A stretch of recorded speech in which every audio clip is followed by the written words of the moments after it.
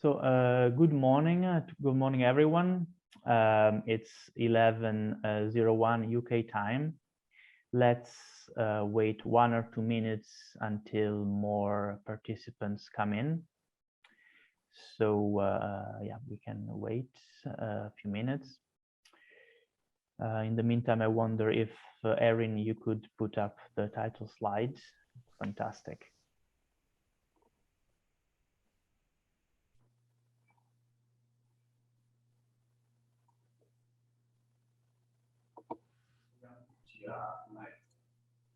Okay.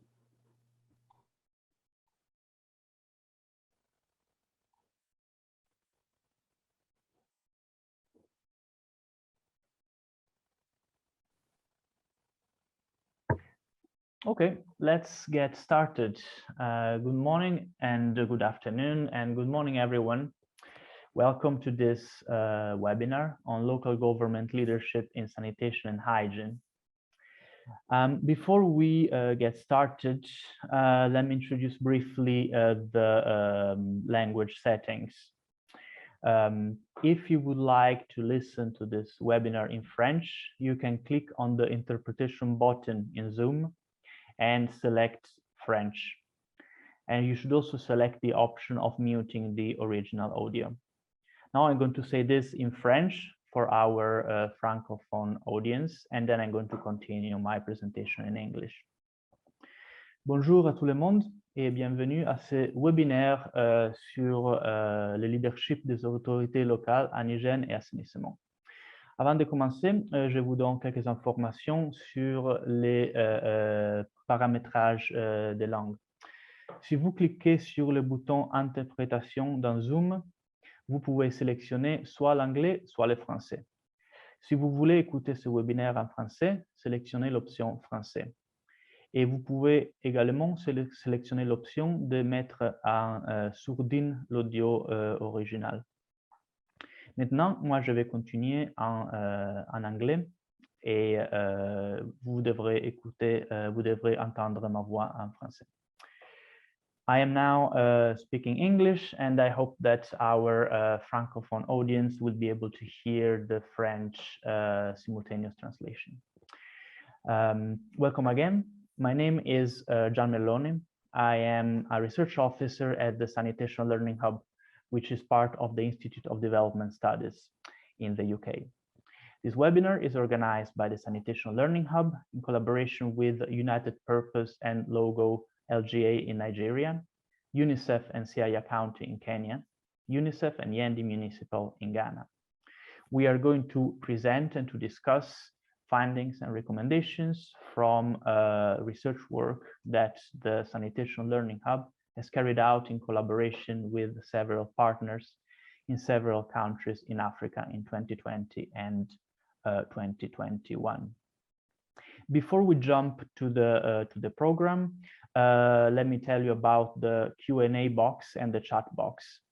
We are going to use in this webinar the Q&A box for all questions to the speakers and to the panelists about the actual themes being discussed, while we can use the chat box for technical questions about, for instance, about Zoom or about the language settings or about any kind of other interface related points. And of course, you can use the chat box to introduce yourself to the other participants.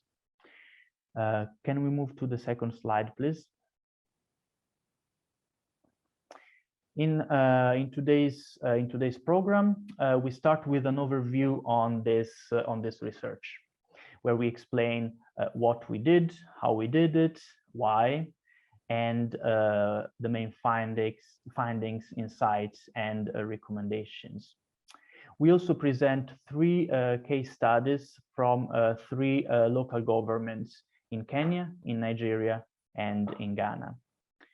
After this, we move to the second part of the webinar, where we open up the floor to questions and answers with participants and panelists. So participants are absolutely very welcome to type in their questions in the Q&A box in French or in English. I will consolidate and summarize those questions and dispatch them to the panelists. In the end, we are attempting some conclusions in a wrap-up at the end of this session. Today, we have some great presenters and panelists with us. From Kenya, we have Talia Mewison from UNICEF, with her colleague Jimmy Kariuki, also from UNICEF. Emma Mwende from Kenya is from the National Ministry of Health. From Nigeria, we have Shadrach Gusu from United Purpose and Becky Tinger from the Logo local government area in Benue State. From Ghana, we have Yahaya Mohammed Donaldson from Yendi Municipal and Isifu Adama from UNICEF. We also have with us Afu Chantal Bangali from IRC WASH in Mali. Afu worked with us in 2021 to support and facilitate part of this learning and research program. We also have Jamie Myers, who is the research manager of the Sanitation Learning Hub, who has been involved in this research from its very inception in 2019-2020. Our colleague Erin Lewis from IDS provides technical support and is online with us. While my role here is to moderate, facilitate, and coordinate this webinar. Without further ado, I think I've done my introduction. If there are, once again, technical questions, please use the chat box. If there are questions for panelists or presenters, use the Q&A box. Feel free to type in French or English, and we will organize that in order for panelists and presenters to be able to answer the questions. Now, I leave the floor to my colleague Jamie for an overview on this research. Thank you, Jan. Great. So yes, I'm Jamie Myers, and I work with Jan at the Sanitation Learning Hub. I'm going to give a brief overview of why we felt this topic was important, then give some information about the method and process we went through, and then finally give some very short headlines of some of the key findings which have been emerging from across the different case studies before handing over to country teams who can provide more detail. So why focus on local governments and sanitation and hygiene? We're all working towards SDG 6.2 of adequate and equitable sanitation and hygiene for all. Part of this, with this, we've seen the application of systems thinking in literature and practice in the last few years, and a number of frameworks used to describe and strengthen the WASH system. There are different frameworks used by different organizations, however, all highlight the centrality of government leadership and political will as an enabler of other building blocks or other parts of the WASH system or enabling environment. We also have the NGOR Declaration on Sanitation and Hygiene, which was adopted by African ministers responsible for sanitation and hygiene at AfricaSan 4 in 2015. Commitment 4 is a strong leadership and coordination at all levels to build and sustain governance for sanitation and hygiene, while also relevant is Commitment 9, which is government-led monitoring, reporting, evaluation, learning, and review. So in addition, there's different countries which have different levels of decentralization, though different countries have different levels of decentralization, responsibility for sanitation and hygiene sits often within the subnational government, and it's often these governments who have the structures and mandates needed to support service delivery. Despite all this, we found that there was a limited practical experience, or documented practical experience on ways to support subnational government leadership in prioritizing sanitation. So we're interested into looking at how this can be fostered in practice. So what we did, we had two different processes. The first in East Africa with Siaya County in Kenya and UNICEF, in Nyamagabe district in Rwanda and with WaterAid, and Moyo district in Uganda with WSSCC. And then we had a second process in West Africa in Benin with Ndali Commune and Helvetas, in Ghana with Yendi Municipal and UNICEF, in Guinea with Malato Commune and UNICEF again, and in Nigeria with Logo in Benue State with United Purpose. The overarching aim was to document, review, and analyze experiences of strong and successful subnational government leadership. With regards to methodology, we had a kind of two-phased process. The first was the development of case studies. This involved the formation of case study teams who were then provided with a case study development guide. Part of the process of this case study development involved firstly identifying a change which took place in regards of subnational government leadership, and then teams were asked to identify what had influenced that change, and then to back up this with evidence. So teams were involved in desk-based research, in interviewing colleagues and other stakeholders, as well as personal reflections, because these case study development teams were made up of development partners and local government actors who had been involved in this change. The second stage was a series of 3 participatory workshops to share experiences, identify levers and barriers of change, explore different roles and responsibilities, assess steps taken to leave no one behind, and develop recommendations on supporting subnational leadership and prioritization. So here are some examples of the positive changes. We're going to hear later from Kenya, Ghana, and Nigeria, so I won't go into detail on those ones. But with regards to Rwanda, in Nyamagabe district, Human Security Task Force, sorry, next slide. Sorry, I forgot that I had, yeah, great, so the positive change. So in Rwanda, a Human Security Task Force was established. Additional district stakeholders, such as the district business unit, were engaged, and the district's first WASH investment plan was launched and incorporated into the district development strategic plan. In Moyo in Uganda, sanitation was added as a standing agenda item for every council session, and the Dormant Water and Sanitation Coordination Committee was established.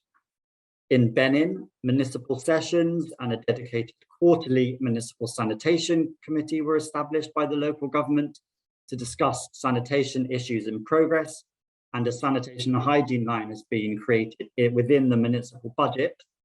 And finally, in Malato Commune, Guinea, where open defecation-free status was achieved and has been sustained since 2018, the commune council and mayor have put in place a community-based monitoring mechanism and hold quarterly meetings in the commune council.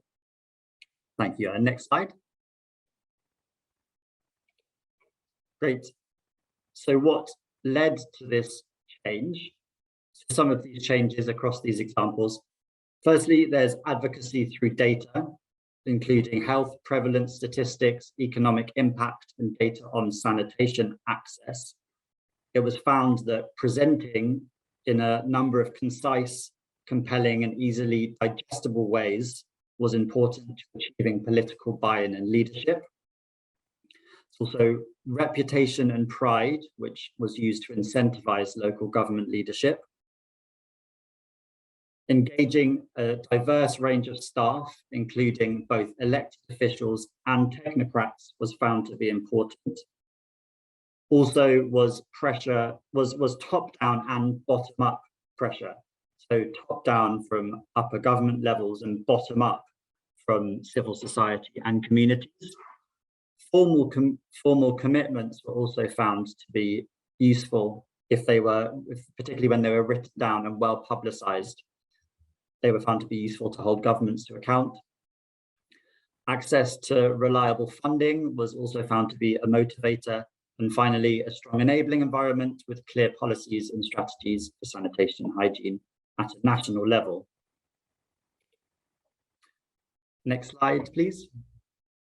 So some of the barriers to this, in a similar way that we have challenges sustaining open defecation-free communities, we have challenges sustaining political will.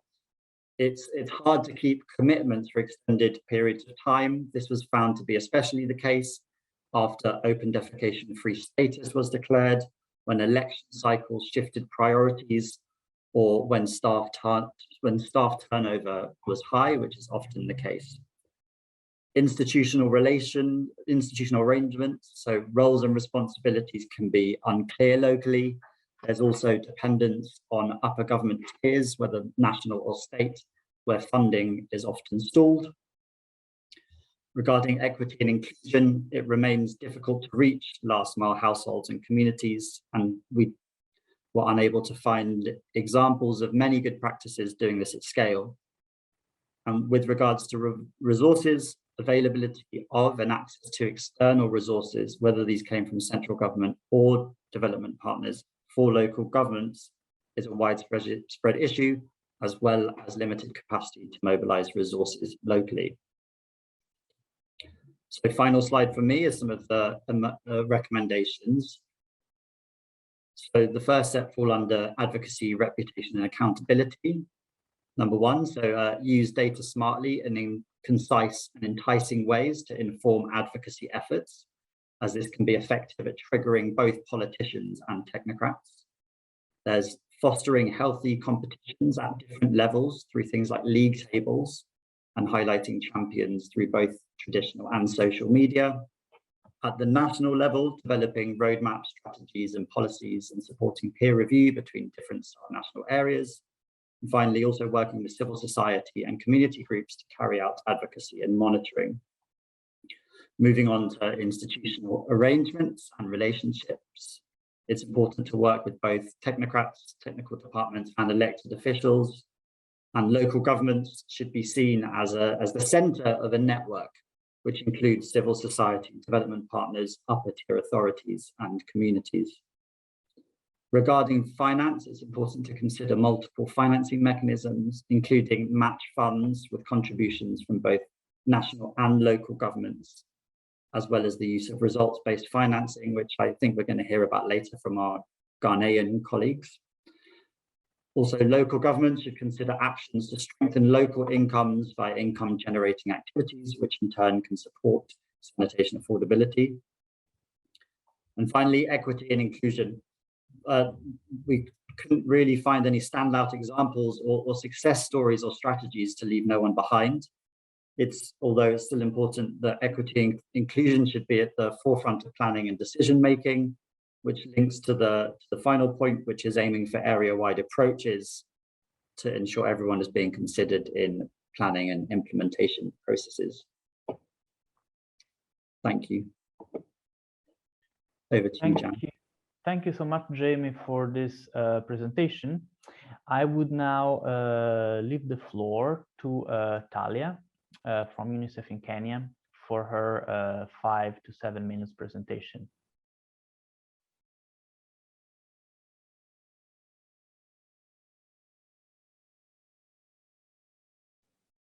Thank you, Jan. Good morning, good afternoon, everyone. My name is Talia Mewisa from the UNICEF Kenya Country Office, and I will be presenting the case study on how sanitation and hygiene champions emerged in Siaya County. So I'd like to begin with a bit of background. Siaya County is located in the southwest part of Kenya, with 993,165 people, 91% of which live in rural areas, according to the 2019 census. And in 2018, the county reached its goal to become open defecation free. However, what the 2019 census also indicates is that there has been a relapse back into old practices, whereby over 59,000 people, or 6% of households, went back to practicing open defecation again. So within Kenya, Siaya is one of 11 counties with moderate open defecation rates. So this case study focused on the positive changes in prioritization of sanitation and hygiene that occurred in Siaya County. And at the beginning of Siaya County's journey towards ODF, the county committed staff for capacity building workshops in order to help establish CLTS as a strategy to end open defecation in the county. Another critical change that occurred in Siaya was financial commitment to sanitation-related activities. For example, in the 2016 ODF roadmap, both UNICEF and the Ministry of Health committed to co-investing in CLTS activities. And two other critical changes that occurred in the county were the creation of clearly defined sanitation and hygiene priorities and targets in the ODF roadmap, and the creation of wash hubs, which helped monitor progress. So let us now turn to the contributors to the change in prioritization of sanitation and hygiene. Siaya County was able to achieve its goal to become ODF through the collective efforts of people across the county at village, sub-county, and county level. Committing staff to CLTS activities was a critical change in Siaya because it enhanced county ownership through the creation of roles and responsibilities to ensure that the county takes lead in prioritizing sanitation and hygiene.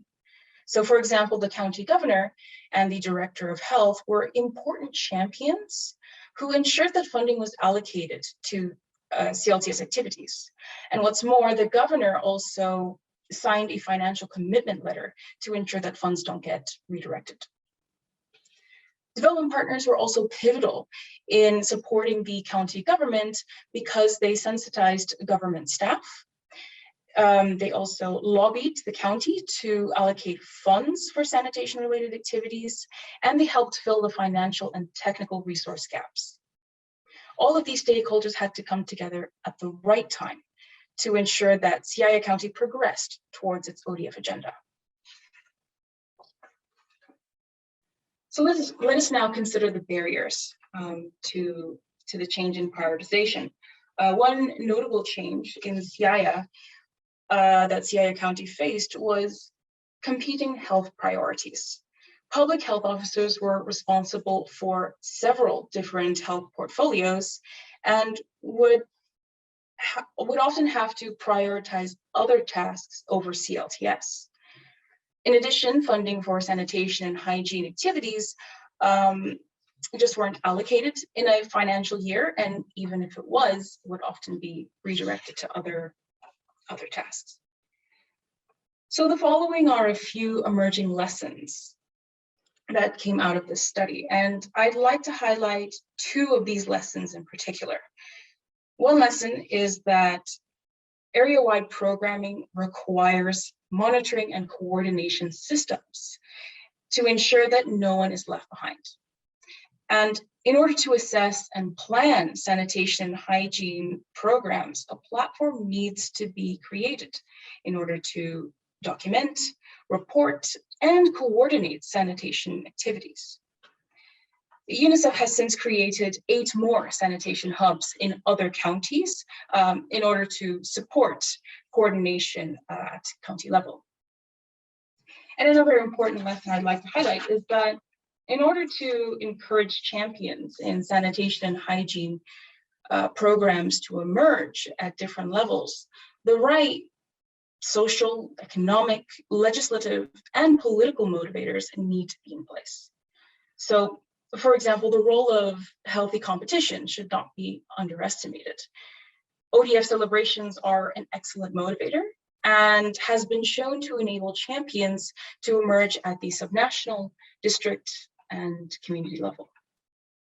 Thank you.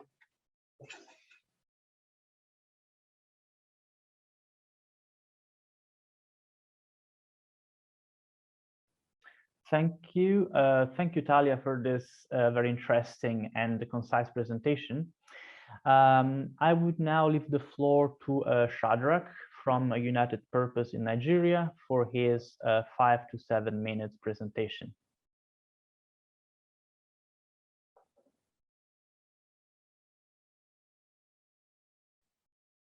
Shadrach, the floor is yours. Okay. Hi, everyone. My name is Shadrach Gusu. I work with United Purpose Nigeria. Is there some echo there? Okay, please give me a minute.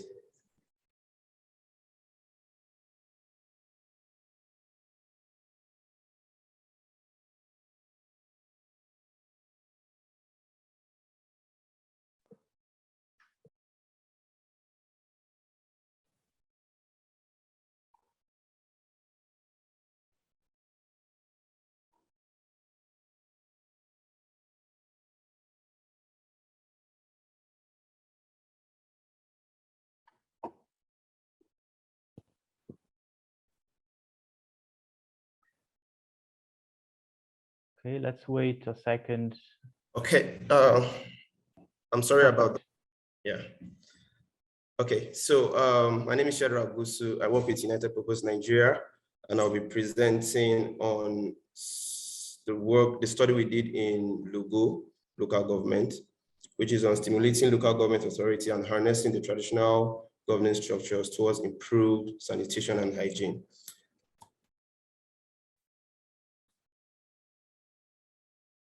Okay. So briefly, I'll give a background and context. I'll talk about the positive change, what are the contributions to the change, the barriers to the positive change, and then I'll give learnings and recommendations. So a quick background, Lugo local government is just one local government out of 774 local governments in Nigeria, and it's in Benin State, the first local government to be declared open defecation free in Benin State, and the 7th in Nigeria. So before interventions that United Purpose supported, there was a wash unit that existed with few staff and minimal capacity. There was minimal funding from the local government, and implementation was based on selected communities and not area-wide. So the positive change is our intervention brought about a revamped wash unit. That is, staff were seconded from different other departments to build a bigger and more robust wash unit. There was there has been intermittent release of funds from the local government to the wash unit. At the achievement of Lugo local government as open defecation free LGA, first in the state, that achievement was used to advocate to the state government that released additional funds, about $195,000, which was dedicated to sanitation and hygiene for other local governments. And then this also activated the traditional authority to mobilize themselves for sanitation and hygiene. So the contributors to this change, one is the fact that there was more championing, institutional championing by state level technocrats, rather than the politicians at the state or at the local government. The state government had a clear plan to improve sanitation and hygiene, and got an opportunity from the grants from WSSCC, which United Purpose supported in executing. Then there was technical and funding support from United Purpose, just like I mentioned earlier. And at the local government level, the wash unit was a key driver of change. And the state, RUWASA, that's the state agency responsible for rural water supply and sanitation, worked closely with the wash unit in order to ring-fence funds so that to prevent diversion by politicians at the local government. Then the traditional leaders were also major actors throughout the process. They were instrumental in mobilizing their constituents and also holding government accountable. Then the state government, the RWASA at the state government provided training and capacity building support to the WASH unit. So what are the barriers to this change? Is that up till now, funding to the WASH unit at the local government is still inconsistent. So you have just intermittent release of funds. There's limits to the influence of traditional leaders, especially to institutions. So the traditional leaders can influence their communities and households, but there's little they can do to issues around toilets in schools and health centers, as well as the inconsistency in political leadership at the local government. So the local government system is very, very inconsistent, such that when you are making gains with a particular local government leader, politician, soon after that, the leader is changed and then a new one comes in. The tenure system is really not defined and it makes it very difficult. Then the conflict and insecurity at the local government made priority to be shifted more to issues of security. So sanitation was not like a major thing to give attention to. Yes, so the learnings from this study is that state governments must give guidance, must give leadership. So there must be clear plans from the state of where the state is headed, which will guide the local governments in keying into those plans. Then for Nigeria and for Benin State particularly, the traditional authority are very, very instrumental. So they have this relationship between traditional authority and the politicians, such that the traditional authority can influence decisions that are being made by politicians. So it's important to engage them on time through sanitation programs. Then there is need to carry out result or evidence-based advocacy, just like logo ODF status resulted to release of additional funds. Thank you. And sorry for the hitch at the beginning. No problem. Thanks a lot, Shadrach, for this very comprehensive presentation, really, with so many things emerging from Logo in Kenya. Now I leave the floor to Yahaya from Yendi in Ghana for a 5 to 7 minutes presentation.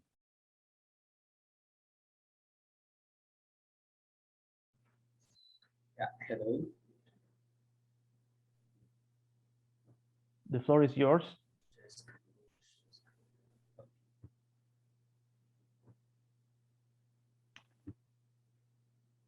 We can't hear you from Yendi. Hello. Now we can see your screen and we can hear your voice. Great. Can you hear my voice now? Yes. Wonderful. Yes. Good morning. Yaya Mohammed is my name. This is a case study on leadership commitment for total sanitation by Yendi Municipal Assembly, Ghana. By way of background, Ghana has 16 administrative regions. One of it is Northern Region, where Yendi is located. Yendi Municipal Assembly has implemented the Government of Ghana UNICEF community-led total sanitation program for over 7 years and has increased open defecation-free communities from 15 to 203 out of a total 234 communities in the municipality. It also increased population with access to improved sanitation to over 120,000 out of the 163,823 population of Yendi municipality. Drivers of the change, active support and involvement of municipal authorities has been the base. Provision of motorbikes and maintenance, office accommodation for sanitation department, municipal authorities field visits, intersectoral collaboration through Municipal Interagency Coordination Committee on Sanitation makes galvanized from municipal departments such as planning, community development, engineering, environmental health and sanitation, Ghana Education Service, Ghana Health Service, chaired by Municipal Coordinating Director. Reviewed and gazette of sanitation bylaws and prompt release of sanitation allocated funds for field activities.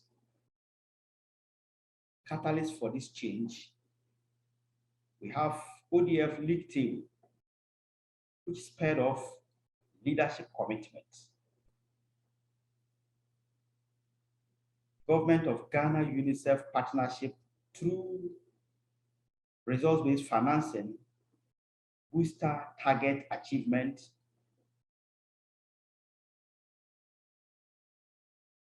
training household latrine artisans, community technical volunteers, natural leaders, and field facilitators, broaden participation to community actors. Lessons learned.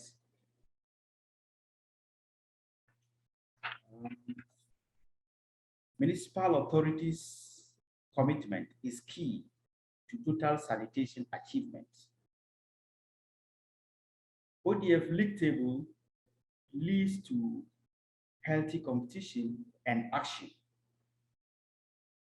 Sanitation-based key performance indicators for appraising municipal authorities produces outcome, as in the case of Yendi Municipal in Ghana. Going forward, that's by way forward, the Yendi sanitation team has started engaging municipal authorities for continuous resource provision. Also, scale up engagement to traditional and religious leaders at community level for sanitation bylaws enforcement. Then sharing of experience with rural sanitation model review team, which is ongoing in Ghana. Thank you for your attention.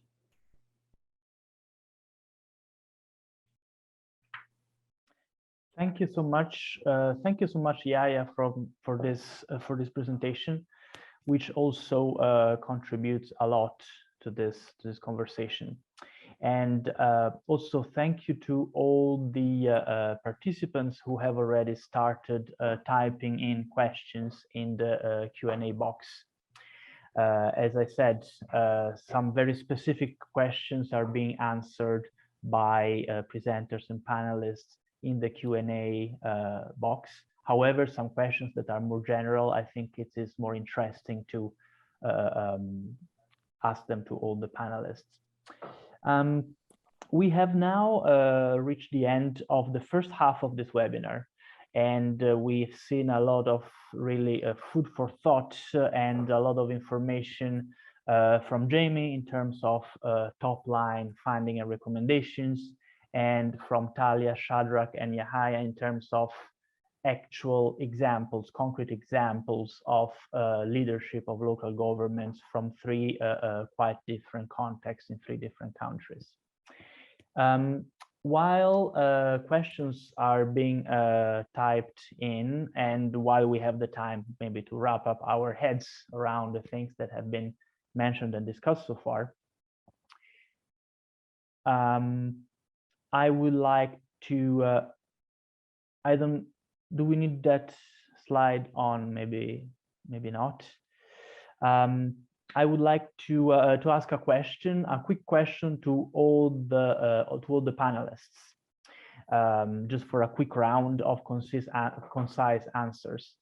The question I would like to start with is, in your experience, what actions strengthen the synergies and the collaboration between different tiers of government? For instance, between the municipality, the district, and the state. I'm asking this because it is something that has been somehow emerging in the 3 presentations and also in some of the questions that are being typed in the Q&A box. I wonder if we can start with Isifu from UNICEF Ghana. If you can let us know your thoughts about and your experience about this. Yeah, thank you very much again. In terms of strengthening the synergies between municipal authorities, and in the case of Ghana, we have the regional coordinating councils as well. In Ghana, we have what we call Municipal or District Interagency Coordination Committee on Sanitation. That brings together different departments at the district level. And this committee is chaired by the district or municipal coordinating director, where they meet regularly to discuss and review sanitation programs. At the regional level, we also have the Regional Interagency Coordinating Committee on Sanitation, which is usually a bigger umbrella where all NGOs, civil society, key government departments at that level come together regularly to also review the programs, and then I try to build synergy and integration of the different approaches that are used by the different agencies. These engagements actually help to foster synergies. And so if you come to Northern region where Yendi Municipal is located, the committee meets regularly every month. And so they're able to review what each department, what each donor agency or CSO is doing in their region. And it allows others to make inputs into what is going on. Sometimes they have to even change strategies, especially when CATS started, and then we still had some other CSOs providing subsidy. And so, but the RICS provided a platform for discussions and see how to align the different strategies. At the district level, for instance, the joint planning has been very helpful, where whatever is being done in education when it comes to sanitation or wash, all the other departments are aware about it. Whatever is being done in communities, being led by environmental health, because of the committee engagements, all the other departments get to know and they make inputs into it. At the end of the day, they are able to also produce reports and share with the regional coordinating councils. And then, so basically, defining clear roles for the different departments when it comes to WASH, and then everybody understanding their individual roles and then working together as a team. It's one of the key things that are needed for building synergies. Thank you. Thank you. Thank you, Sifu. I'd ask now the same question to Jimmy from UNICEF in Kenya, and Emma also, who is sanitation extender for the Ministry of Health in Kenya. If you can answer concisely to the question about what fosters better collaboration between different government tiers.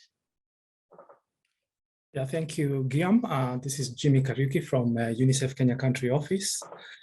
In our experience, the actions that have strengthened synergies and collaborations between different government tiers, and in our case, the national government and the county government systems, one has been that we have very clearly defined roles for both these two sets of government. For example, for the national government, they are charged with capacity building.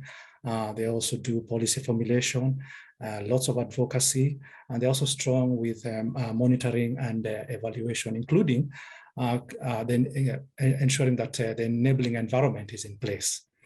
For the county government, because of the devolved structure, they are purely involved in implementation of sanitation and hygiene at their level. And how we are able to ensure that the two talk together is technically UNICEF Kenya Country Office, who's not an implementer, but supports both the national and the county governments to deliver on sanitation and hygiene. We enable them. One of the ways that this has been done is through analyzing census data on sanitation and identifying where the 4.7 million people who practice open defecation are located in Kenya. With this data, we are able also to draw a league table that ranks all the 47 counties as per their sanitation status. As I talk to you now, we do know that 15 of the counties in Kenya do have an open defecation challenge, and we're trying to work with them within the umbrella of the Kenya Sanitation Alliance to ensure that we get the right advocacy and move a large number of people from open defecation to open defecation-free status. Again, this is more towards the targeted programming that has started in Kenya. Once this is established, the different roles and responsibilities with the national government, we are able to reach counties and advocate for sanitation at the highest political office, this being the governor's office. And once they see the evidence that the data is showing about their counties, they immediately react and request that their staff, the county Ministry of Health staff, work with the national ministry and UNICEF to see what can be done to change the situation. And one of the quick things that we do quickly is do a roadmap for the county. A roadmap is a document that just captures the targets, captures the timelines, and captures the resources required to move counties from open defecation to open defecation-free status. And once this is in place, the national government does the capacity building of the county's teams. And within this capacity building, the staff there are allocated targets to reach. And then the national government also ensures that the wash hub and the people in the county are able to monitor and report on their achievements on the real-time monitoring system that is available. This again strengthens the collaboration between the two. And further to this, it also brings evidence of what is taking place in the ground. With that, I wish to invite Emma to also have an input. Over to you, Emma. Thank you. Thank you, Jimmy. Hi, everyone. My name is Emma Mwende, National Sanitation Extender based at the National Ministry of Health. Additionally to what my colleague Jimmy has said is that we have the establishment of the county wash hubs. And maybe what I can add to this is that we have this from the national level where we have the parent hub, and then we have now several county wash hubs that are in place. So through this, it ensures that there is information sharing between the county governments to the national governments, and also in terms of mapping out stakeholders, and also having that multi-sectoral approach when it comes to involvement of other entities on board. The other bit is that there's involvement of county leadership, and through this, for instance, currently we are having the Kenya Sanitation Alliance, which has brought together several counties, several leadership counties into the discussions, having the governors, having the county executive members for health, having the directors of health into these discussions, and also at the national level having key leaders from the Ministry of Health, Ministry of Water, Sanitation and Irrigation. So through this, we ensure that there's synergy and collaboration between the two tiers of government. Additionally, and maybe an addition is that through the monitoring and evaluation system that is there in the country, that is the real-time monitoring information system, we have information sharing and also data reporting from all the 47 counties in the country. And through this, we are able now to monitor the progress and also how the processes for wash activities are ongoing. Yeah, I think Jimmy also captured most of the things that we've been able to have. Thank you, and over back to you, Gian. Thank you so much, Emma and Jamie, for this. I'd ask the same question to Becky, who is in charge of the wash unit in Logo, Nigeria.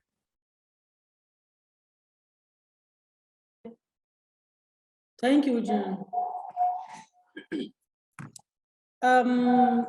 Like other speakers, as we are rightly saying, in Nigeria, we have 3 tiers of government. We have the federal government, the state, and the local government. So we have identified roles. Each tier has their roles and responsibilities to contribute in order to attain the sanitation status in Nigeria. So for our state, Benue State, we are under Benue State in Nigeria.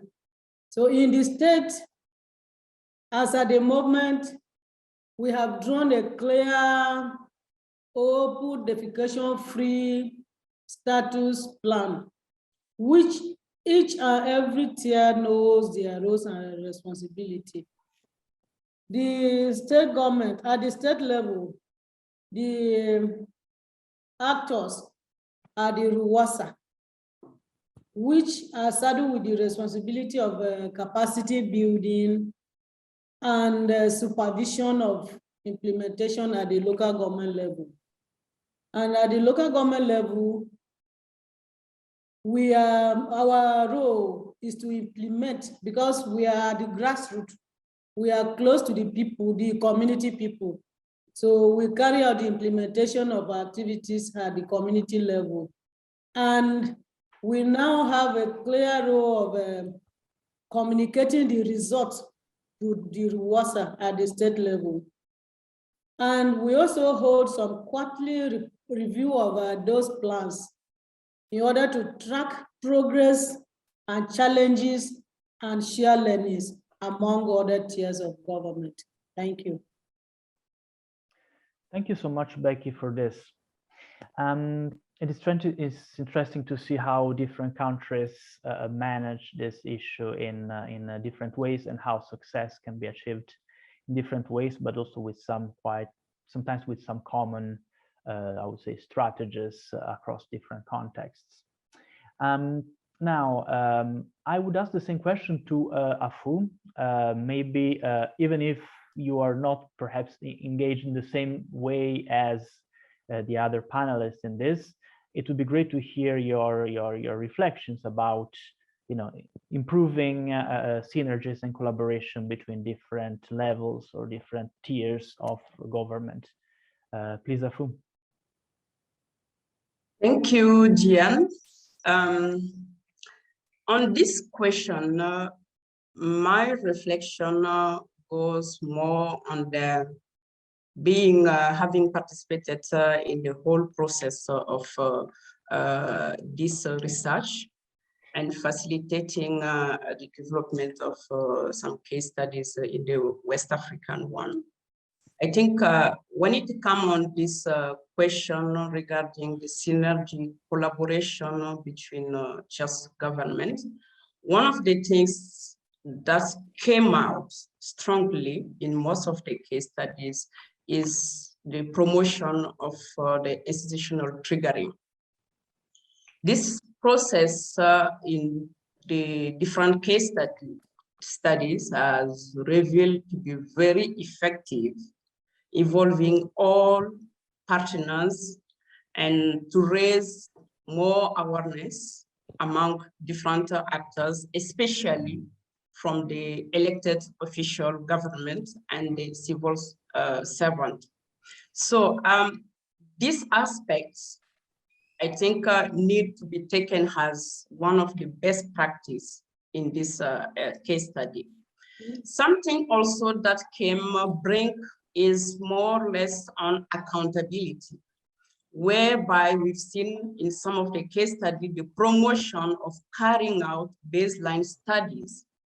And once those baseline studies are carried out, there is this accountability framework where all partners or stakeholders come together to share the results, like we've seen in the case of Benin. And I found this one to be a very good action in terms of strengthening the relation and the collaboration among all those stakeholders at this level. Another thing I would want also to mention is regarding what we call this healthy competition among districts or among municipalities, like we've seen in the case of Ghana. I think those are some of the key things that we needed to key lesson learned that can enhance or foster the collaboration and strengthen more this synergy between just governments and other actors in any community or any municipality. So those are some of the key examples like we need really to take from this lesson learned. Institutional triggering could be a very good action to strengthen more collaboration among just government. That's what I wanted to add on this. Back to you.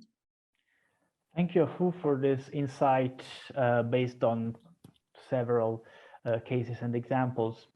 I'm wondering if Jamie, as also someone who's been very deeply involved in this, what's your take on this point? I don't have that much add than which others haven't raised already. One thing I've been thinking is kind of advocacy efforts need to be included alongside capacity development and resource allocation, because lots of what was reported was kind of advocacy efforts without appropriate resources, and I think that's common across all countries. We're having the same discussion in the UK with devolving powers to regions, but without financial resources linked to those. So I think that's more of a barrier, I suppose, than an action to strengthen, but a common barrier. Yeah. Okay. Thanks, Jimmy, for this, and to everybody. Now I would like to. I was following the Q&A box, and a lot of great questions have been typed in. I would like to take kind of inspiration from a couple of those questions, because we've been talking about ODF league tables and quote unquote healthy competition between different local areas. There, the idea is to kind of to stimulate emulation, and in that way to stimulate better and better results in sanitation coverage. However, there is a question whether there is a conflict between this approach and the left no one behind approach. So talking about, for instance, ODF league tables and healthy competitions, is it something that to some extent damages the areas or the districts or the communities that are struggling? This is a question that has emerged in from a couple of questions. And I was wondering if on this we can have the take of Isifu from Ghana, where ODF league tables have been extensively used. Hello. About the conflicts or how to manage, I would say, the issue of leaving no one behind, together with the approach of healthy competition. Right. Thank you once again. The league table actually targets district and municipal leadership. It seeks to trigger their commitments, and then also see how their commitment can then push some support for sanitation at the district level. the approach that has been adopted under the rural sanitation strategy and rural sanitation model and strategy seeks to get communities ODF, and it brings everyone on board. So in the community, everyone dreams of supporting the ODF agenda for the community. And so they work together to deliver the community ODF. In this, on the ground, what they do is that those who don't have support, those who don't have the materials or the human resources to be able to dig their own toilets, the community members mobilize themselves to support them to build these toilets. Of course, this has not always been 100% right. And so the ODF protocol talks about 80% latrine coverage for a community to be assessed to become ODF. And this have in mind the possibility of having some people who may not be able to readily build their toilets because of lack of human resources at their household level, or probably they don't have readily available materials. But when the community is declared ODF, there's a follow-up support to ensure that the community gets to 100% latrine coverage, and that's another level of verification. That's the sanitized ODF verification. So while the district tries to get more communities ODF through other donor support or through their own resources to try to get as many communities as possible, at the government national level, there's a policy that talks about targeting poor and vulnerable households, where when the community becomes ODF, you can then trigger the process of identifying these poor households in these ODF communities who may not have toilets at all, who may be within the 20% of the people who would not have constructed their toilet at the time of verification, or poor and vulnerable households who may have toilets, but these toilets may not be an improved one. And so the guidelines provides adequate roadmap for supporting such households, and different partners have actually piloted this across the country. Yeah. Thank you. Sorry, I need to stop you for a second to give space to the other panelists. So I think this is a very kind of, it's a complex matter, and I think your answer kind of emphasized that it's not a silver bullet. It's a number of different measures that work together or can work together in this direction. I would like to also hear about the same from Becky, because I know that in Nigeria, similar systems are in place whereby there's healthy competition between different local areas. And so I wonder if there is a debate in Benue State, for instance, about how to manage some areas that are very strong and have very strong progress in sanitation, but also other areas who are perhaps slower or are kind of less performing. How is that managed, and what kind of discussion is going on at your level about this? Once again, thank you. In Benue State, in the LGAs, in the local government areas that we have the implementation is ongoing. When we notice that there are low hanging fruits, that is, if other communities are not actively progressing, we call for sanitation clinics. We call them wash clinics, whereby each community will present their status, status of implementation at their community level. each of them will explain where they are, the level they have progressed in, especially in the construction and use of latrine, and generally their behavior change at the community level. Then people will share their challenges within that clinic. It is called a clinic because it is where you bring the forum where you bring in your problem, your challenge. Others will not present the way they overcome such challenges in their community. So at that meeting, we classify those communities that are progressing, and we have a way of appreciating them.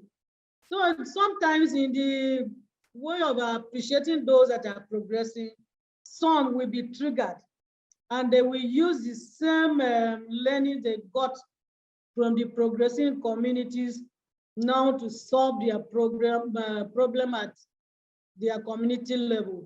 We term it community problem, community solution.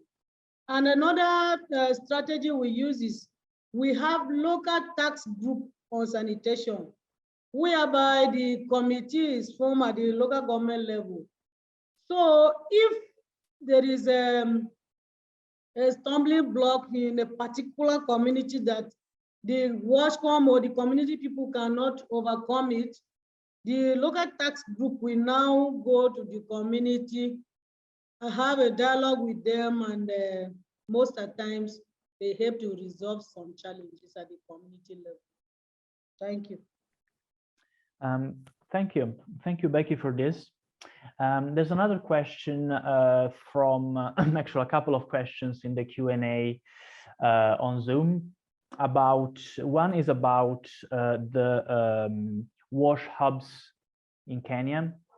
What they are and how they work a bit more in detail. There is also a question about, also linked to what Becky mentioned, about the role of sharing and learning events in WASH. So I would ask this question to Emma Mwende from Kenya, or to Jimmy, depending who's better placed to talk about the WASH hubs. And if there is also any experience in terms of sharing and learning events that you have been organizing or promoting at your levels. Thank you very much for that question. Let me start off with the WASH hub, and then I'll let Emma come in. The WASH hubs are set up in the two tiers of the government. We have one at the National Ministry of Health, another one at the National Ministry of Water, Sanitation and Irrigation. And then we do have 13 more at county level. How these are set up is we do get commitment letters from the different governments, commitment letter to provide office space for WASH sanitation hubs. And once we get these commitment letters, as UNICEF, we try and support them to equip the hubs and ensure that these hubs, for example, have ICT equipment and seating or furniture equipment as well. And then after that, we also work closely with the county and the national government to see that these WASH hubs are manned. The reason for this is we would like to see, a certain skill set come into the county and also at the national level to deliver on sanitation and hygiene at that level. The WASH hubs are committed purely on sanitation and hygiene, that is monitoring and reporting, using the system that Emma mentioned, the CLTS, Real-Time Monitoring and Information System, that is hosted by the National Ministry of Health in their website. If you click at the National Ministry of Health for Kenya, you'll see the CLTS monitoring system. And we task the WASH hub to ensure that this system is up to date for where the hubs are. The hubs are also important in bringing partners and coordination for sanitation and hygiene at these different levels. At county system, they assist in the planning process. They also do some quality checks where implementation is being done on the processes of CLTS. And more importantly, they are able to document, ensure that the paper-based documentation of CLTS is in place at even sub-county level, county level, and ensuring that this can be further escalated to national level, giving a countrywide perspective of the Kenya sanitation landscape at that level. Now, the real-time monitoring system can be assessed or can be accessed in any part of the world through the customized reports that it generates. With that, maybe over to you, Emma, for the additions.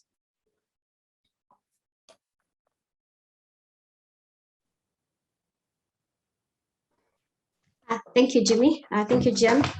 Additionally, is that the county washups come really in handy, especially at the county levels where you find there are other competing tasks, maybe for the county public health officials and also maybe to other priorities that are there currently in the counties. So the officers placed or the officers who are situated in these hubs, they support when it comes now to reporting.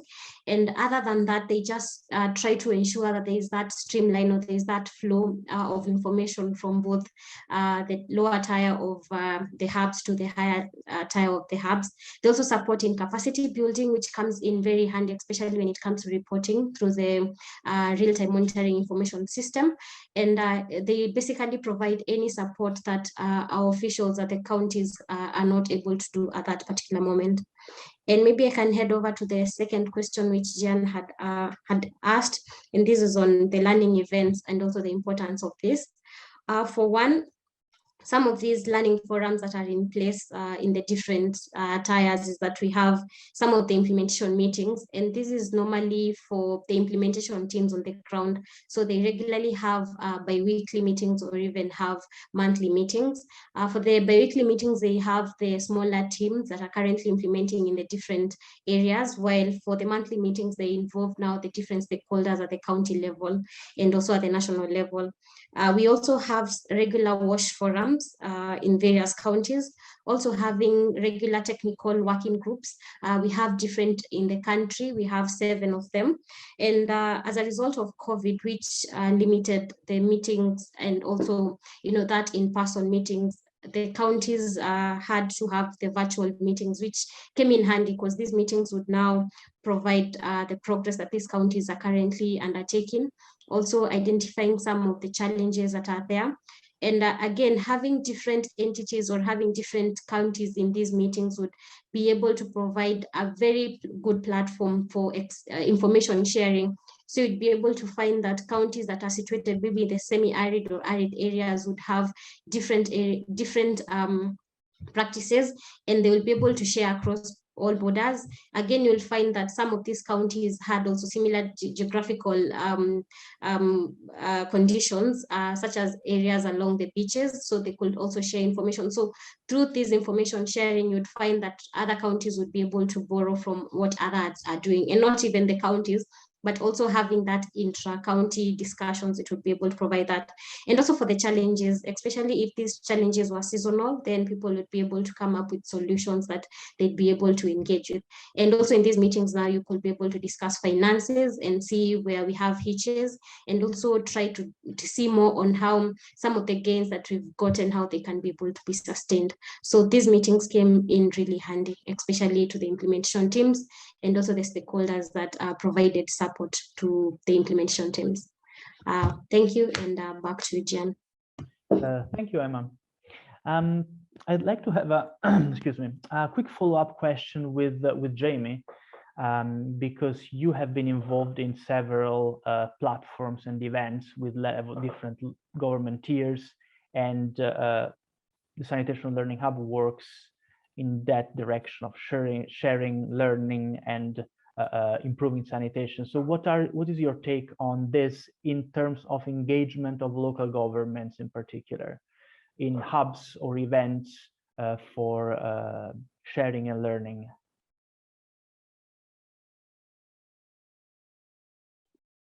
Yes, I also wanted to point out that these processes in themselves were sharing and learning experiences between local governments at an international level.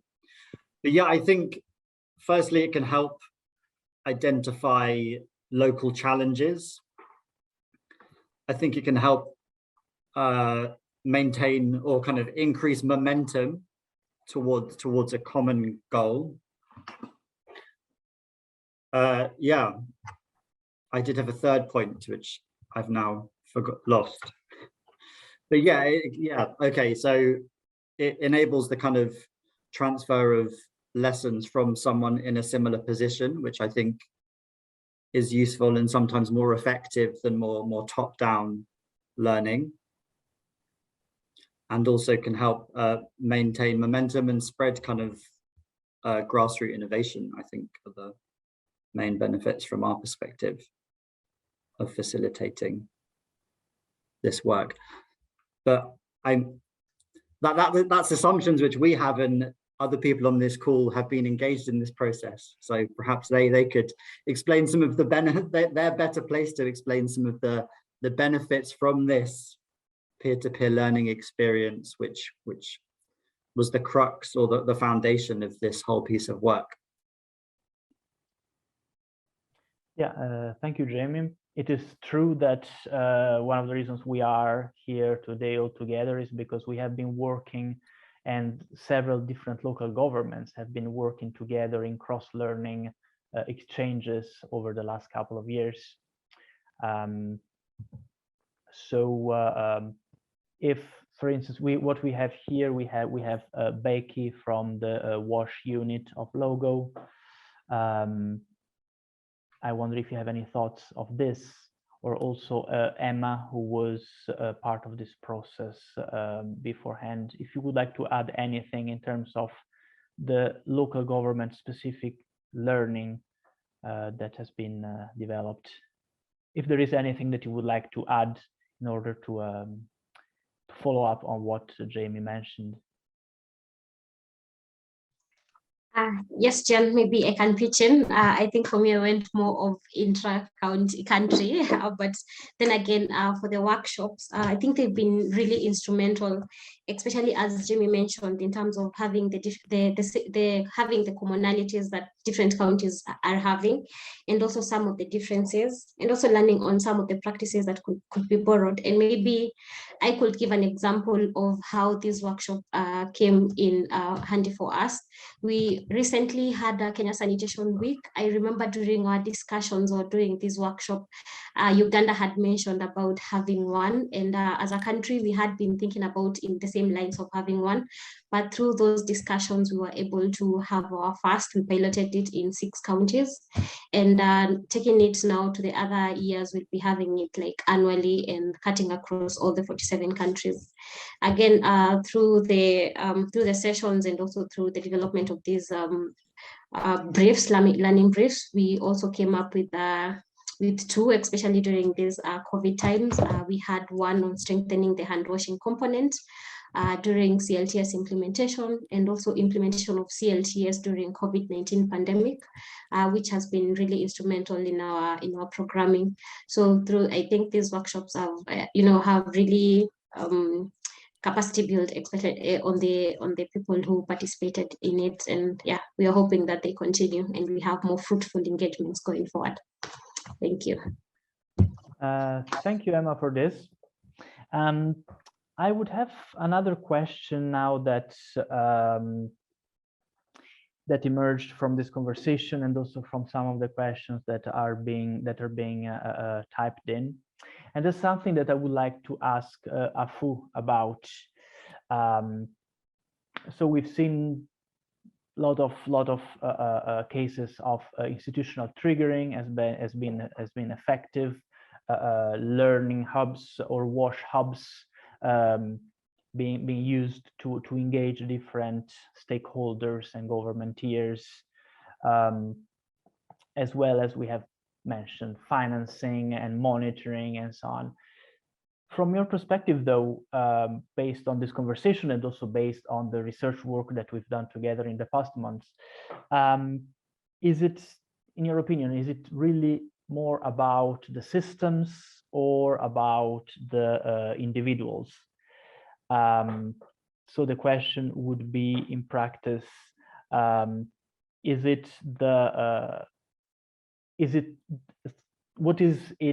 what brings about change?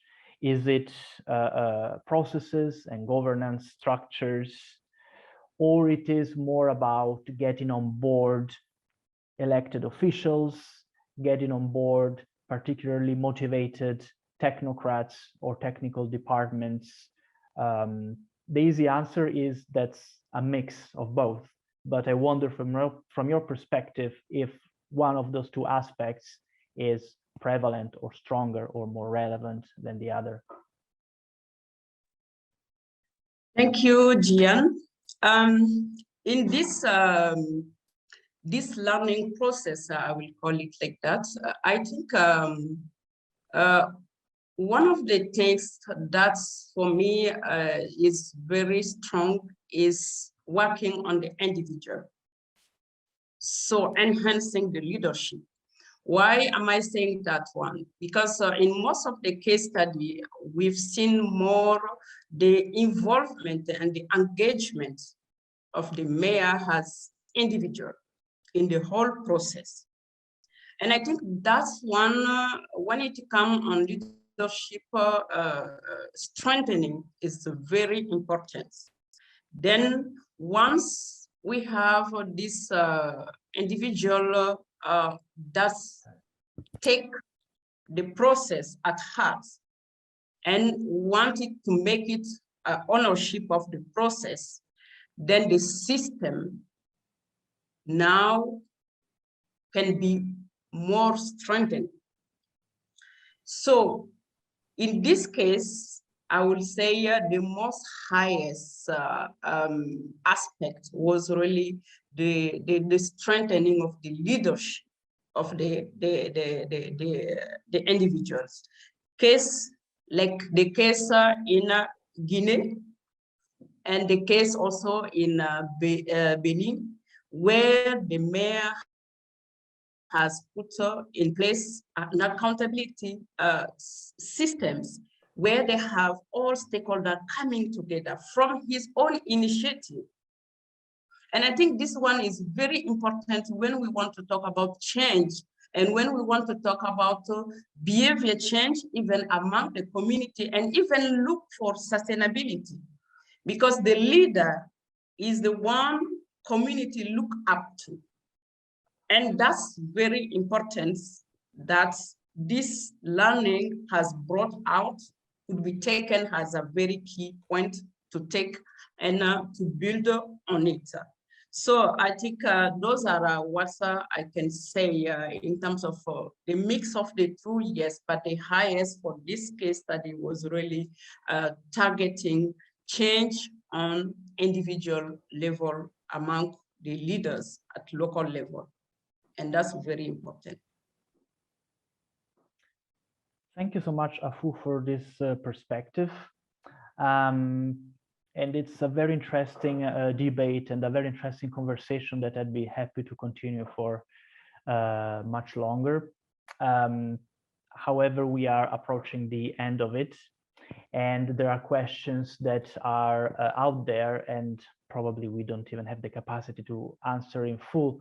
And to some degree, the elephant in the room is sustainability and what happens in the post-ODF, in the post-open defecation phase, and what is the role of local governments to maintain and sustain the ODF status, or to progress towards more improved or more, can I say, advanced stages in the sanitation ladder. On this one, I wonder if Isifu has a 30-second answer or any thoughts to be shared, because we're talking about achieving ODF, which is a very important step. But what happens post-ODF, and what works to keep local governments fully engaged in post-ODF sanitation? If you can be very concise in this one, please. Okay. Yeah, thank you. I think this is one of the challenging areas where most partners, most donors have been targeting or chasing ODF numbers. And when the communities become ODF, then we move on to the next one. And so currently we don't have post-ODF strategies, and it's one of the areas that we are currently looking at, how we can look beyond ODF. So currently the review of the rural sanitation strategy and the model, we are looking at strengthening the protocol such that when a community becomes ODF, we are factoring into some sustainability measures in it. At the local government level, there isn't much support, and we are using advocacy to also help to push their commitment level towards sustainability issues. Thank you. Thank you. Thank you so much. Now I would have a very last question for all the panelists, but you will need to answer in really 10 seconds. We are reaching the end of this conversation, and I would like to hear from you. What is your main takeaway from this in a sentence? Yeah, let's continue with Isifu as you were speaking. Yeah, leadership. I think leadership commitment and involvement can change a lot on the ground. And this is one of the things I've picked from all of this. Thank you so much. Jimmy. Evidence-based programming. I think that is key, and it opens up sanitation and hygiene very well because you are able to actually provide evidence to the political leadership that there's a big challenge within their area of administration, which they need to move people from open defecation environments to open defecation free and safe environments. And I think this political goodwill goes a long way in establishing these programs. Back to you. Thank you so much. Emma, a sentence about this. Thank you, Jen. Prioritizing sanitation financing. I think this has come out very clearly.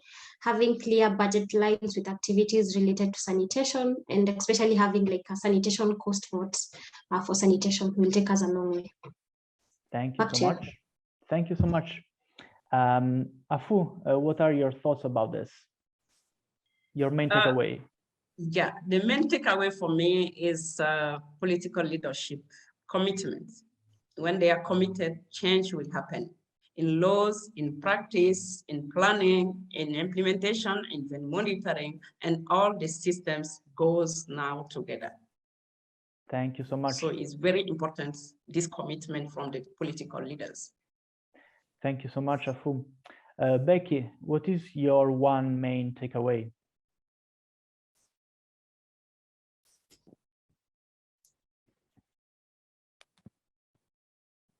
Your microphone is muted, Becky.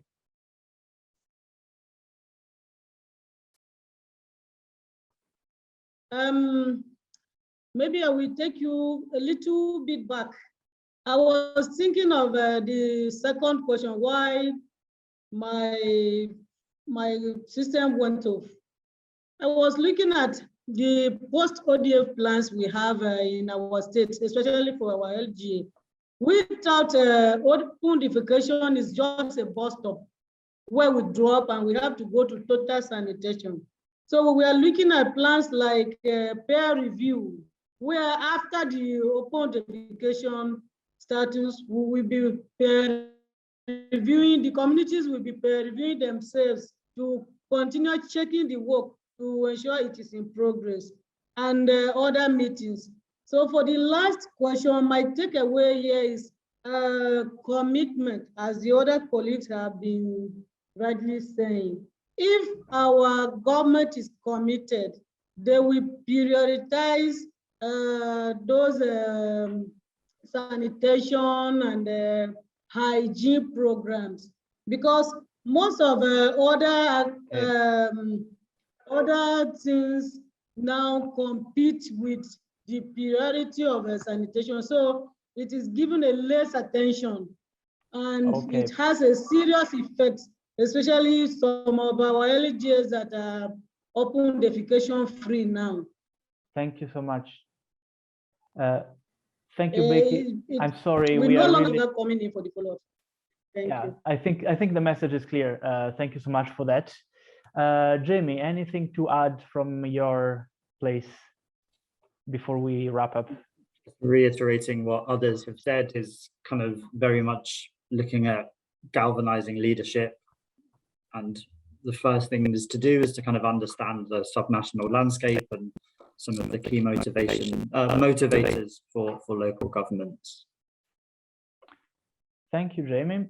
Which I think this process has illuminated. Hopefully, that's what we hope. Thanks a lot. Thanks, everybody. It's been so much fun for me to moderate this. Thanks to all the speakers, panelists, and all the people who have been typing in their questions. I think this was really interesting, at least for me, in terms of learning experience.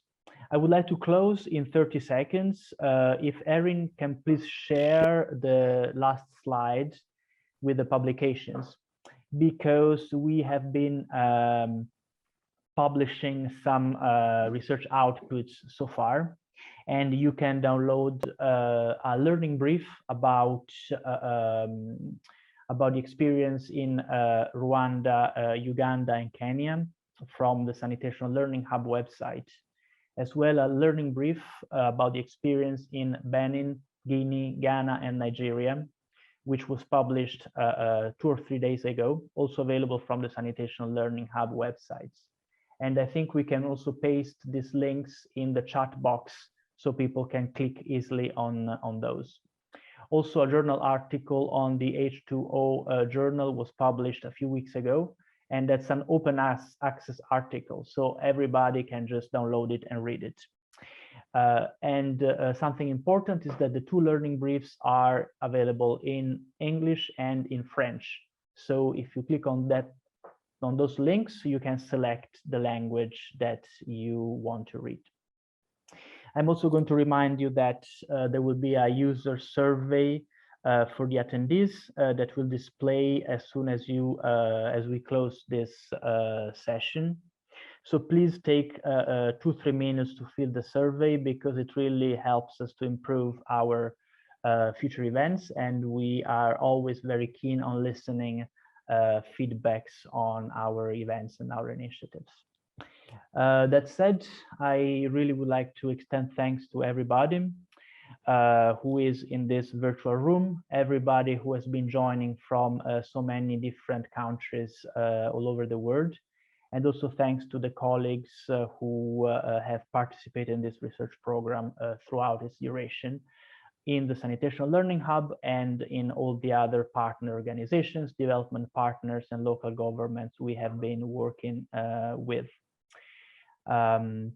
That's it from my side. Please consult the website of the Sanitation Learning Hub, which is sanitationlearninghub.org.